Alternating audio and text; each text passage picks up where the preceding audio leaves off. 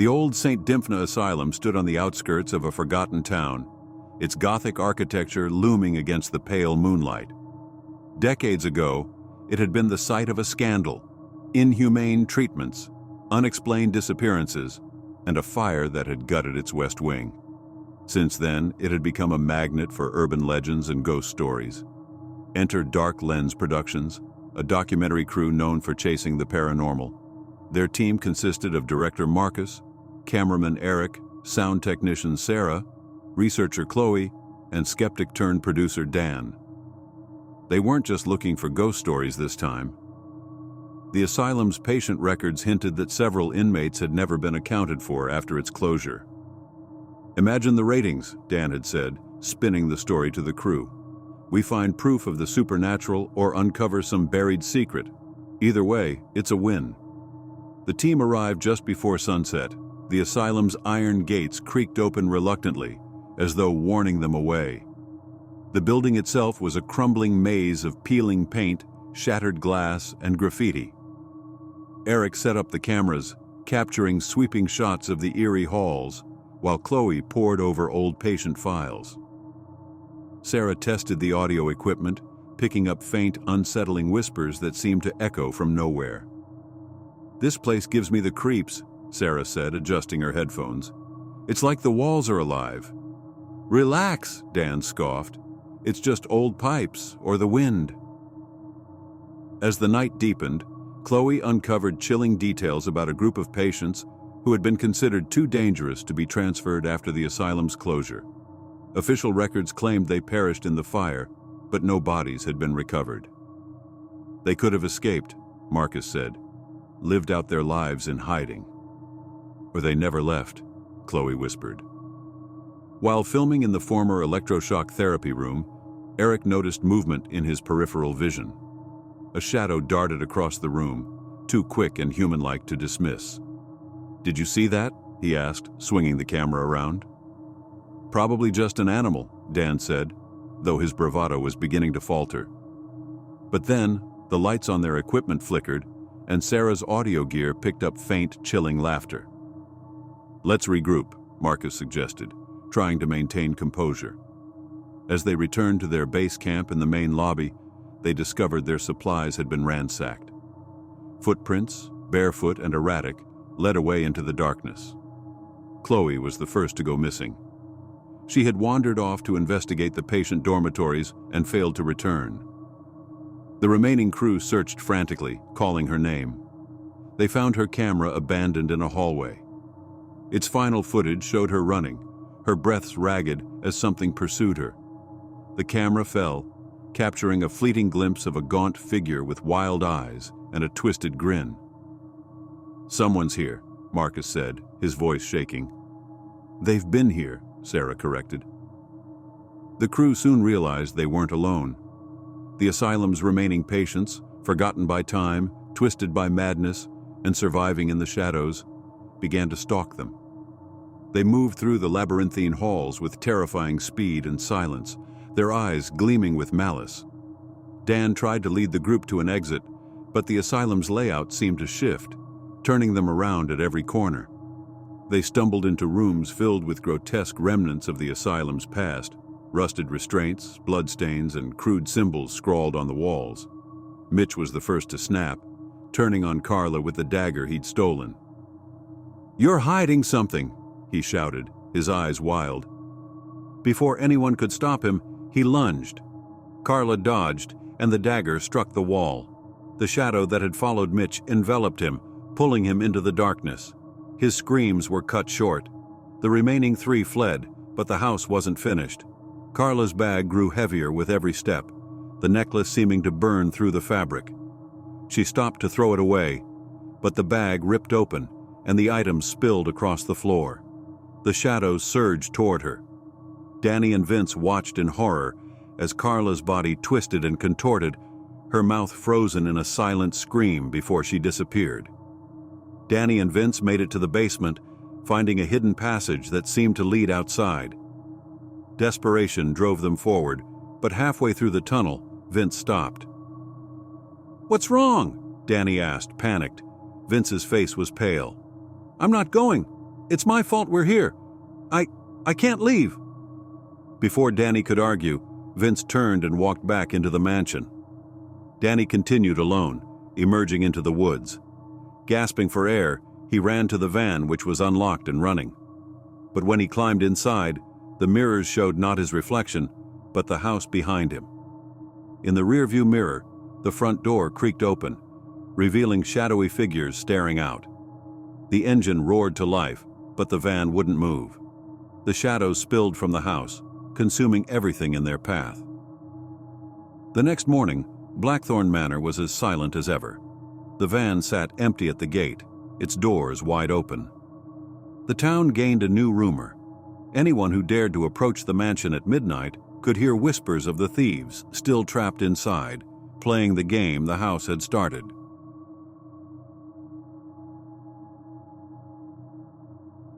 Jack Harper had been the voice of the late-night airwaves for over a decade. His show, Midnight Echoes, was a staple for insomniacs, night shift workers, and anyone seeking the solace of a familiar voice in the dark. Jack was known for his smooth voice, witty banter, and, most importantly, his connection with his listeners. But tonight, something felt off. The studio was quieter than usual, the hum of the equipment the only sound aside from his voice. He glanced at the clock, almost midnight. As he opened the lines for listener calls, he thought it would be just another routine show. Little did he know, this night would be different. The first call came through as usual, a weary man with a request for a song. Jack chatted briefly, played the song, and moved on. The next caller, however, was different. "You're my favorite," the caller said, his voice low and smooth, almost too smooth. "I've been listening for years. You're the best thing about my nights." Jack smiled, not thinking much of it. He'd heard similar compliments countless times before, but something in the caller's tone unsettled him. "Thanks, I appreciate that," Jack replied. "Who am I speaking with tonight?" There was a brief pause on the line, followed by a soft chuckle. "You can call me your biggest fan." Jack laughed nervously. "All right, well, biggest fan, what can I do for you tonight?" The voice on the other end remained quiet for a moment. Then, almost as if rehearsed, the caller said, "I listen to every show. I know your schedule, your patterns, your thoughts. I know exactly what you're going to say before you say it." Jack felt a chill creep up his spine. This wasn't a typical call. This wasn't just a fan. "All right, that's a little creepy," Jack joked, but it came out weaker than he intended. He quickly pushed the discomfort aside. "What song can I play for you tonight?" "Something special," the caller replied. "Something that speaks to us." Before Jack could respond, the line went dead. He stared at the phone for a moment, unsure of what just happened. Then, shaking it off as a prank, he returned to his show. But the unease lingered, gnawing at him. As the hours wore on, Jack continued taking calls, but none felt quite like that first one. Every so often, he'd hear the line click, and a soft breathing would come through, only to be followed by silence.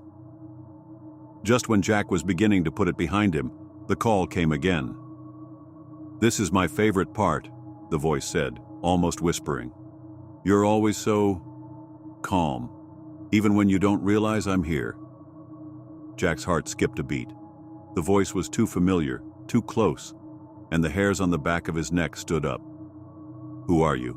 Jack asked, his voice trembling slightly despite his efforts to stay composed. The voice didn't answer at first, but then something changed. A distant scream echoed through the phone line, sharp and chilling. It was the sound of a woman, faint at first, then growing louder, more desperate. Jack froze, his blood running cold. "Hello? Who is that? What's going on?" The scream intensified, and Jack could hear a struggle, a woman's voice calling out in terror, "Help! Please, someone help me!" The line went silent again. Jack's hand hovered over the console, his pulse pounding in his ears. He reached for the phone to disconnect, but the caller's voice returned, low and menacing. "You shouldn't have listened so closely. You're next." The phone went dead. Jack quickly cut to a song, trying to steady his nerves, but the whole studio felt wrong. The lights flickered for a moment, casting long, eerie shadows against the walls. Then the phones began ringing one by one. "Don't answer them," a voice whispered from the darkness of the studio. Jack whipped around, but no one was there. A cold breeze swept across his face. Then, the phone on the desk rang again. The display showed an unknown number. He grabbed the receiver, his hand trembling. "Hello?" he said, his voice barely a whisper. The line crackled, then the voice returned, softer this time but more sinister. "You're the next guest on my show," the caller said, "and the audience is waiting." Suddenly the lights went out. The room was plunged into complete darkness. Jack could hear the sound of footsteps, faint at first, then growing louder, closer. He couldn't tell if it was in the studio or if it was his imagination, but the sound of someone breathing, slow and deliberate, filled the space around him. He fumbled for the emergency flashlight, but before he could find it, a cold hand gripped his shoulder. "You're late," the voice whispered in his ear.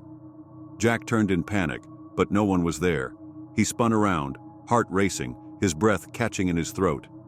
Then, just as suddenly as it had begun, the lights flickered back on. The studio was empty. The phone line was silent. Jack looked at the clock. It was almost time for the show to end, but something in his gut told him it was far from over. The last broadcast would be his. One final show, one final fan. And the woman's scream would echo in his mind forever. The phone rang one last time, and Jack picked it up.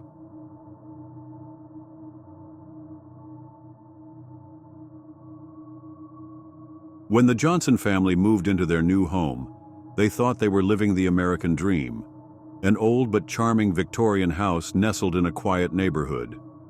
The paint was peeling, the windows creaked, and the floorboards groaned underfoot, but it had character. It was everything they'd wanted, spacious, affordable, and full of potential. At first, everything seemed perfect. The family, David, his wife Sarah, and their two young children, Lily and Max, settled in quickly. They spent their days unpacking and making the house their own, slowly filling each room with warmth and life. But then, late one night, after everyone had gone to bed, they began to hear it. A faint scratching noise, like claws scraping against wood. It started from within the walls. David, who was trying to sleep in his bedroom, rolled over and rubbed his eyes. The house was old. These types of sounds were to be expected, right? Perhaps it was just the house settling, or maybe a rodent in the walls. He dismissed it and went back to sleep. The next night, the sound returned. This time, it was louder, more deliberate.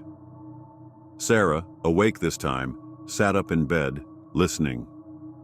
The scratching stopped, only to be replaced by a soft, almost imperceptible whispering. She strained to hear, but the words were unintelligible. She glanced over at David, who was still asleep, his face serene. But then, as if on cue, the whispering stopped. Instead, there was a deep, raspy breathing, slow and deliberate. Sarah's heart began to race. She quickly pulled the blanket up to her chin, trying to calm herself, but the sound was unmistakable. A presence in the walls, waiting, listening. The next morning, Sarah mentioned it to David, but he simply brushed it off. "It's probably just rats or something. The house is old, it makes noises." But as the days passed, the sounds grew louder, more aggressive. Scratching, whispering, even the occasional thump as if something large was moving within the walls. Lily and Max too began to complain about the noises. "It sounds like something's in there," Max said, his voice trembling, "like it's waiting to get us." David decided to investigate.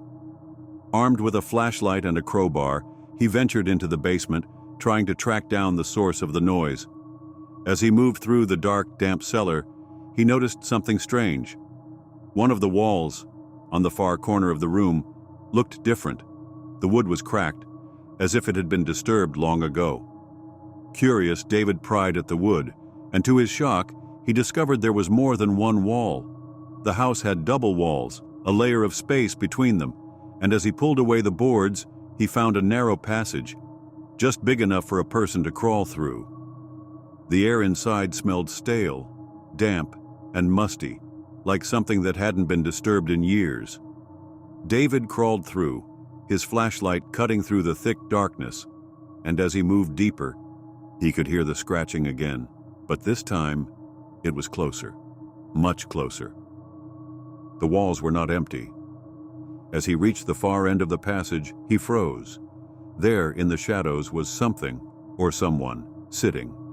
A figure, hunched over, with pale skin stretched tight over its skeletal form. Its eyes were wide open, gleaming in the flashlight's beam.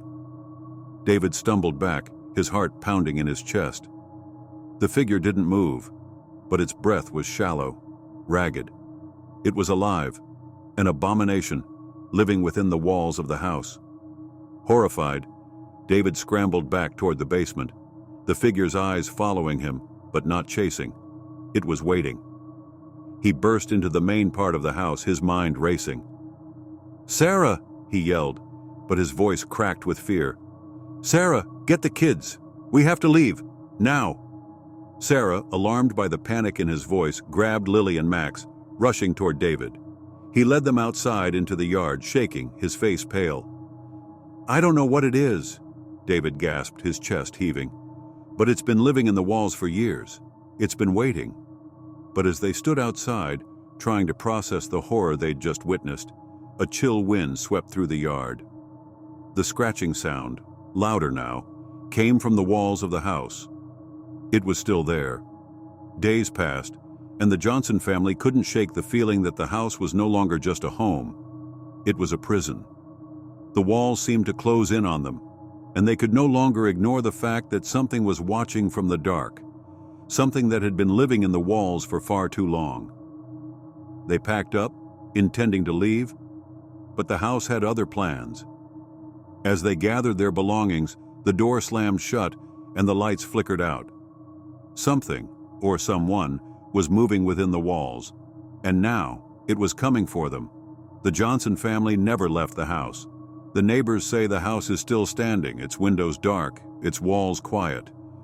But if you listen closely at night, you might hear something scratching or whispering from deep inside, and it's always waiting.